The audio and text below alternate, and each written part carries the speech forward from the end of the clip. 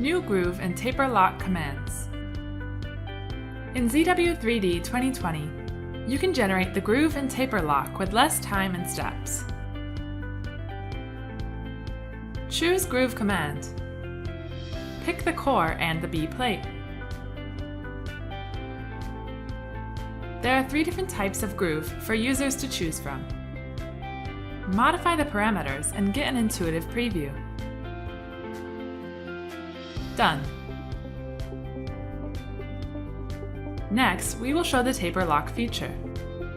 Hide the irrelevant components and only display the core and cavity.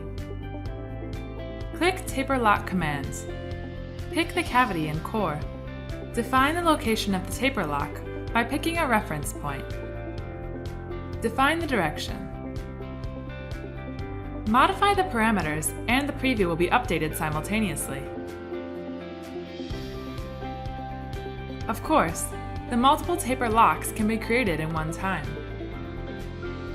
Finish and check the results. This is another type of the taper lock. With the new commands, users can create the groove and taper lock directly and easily.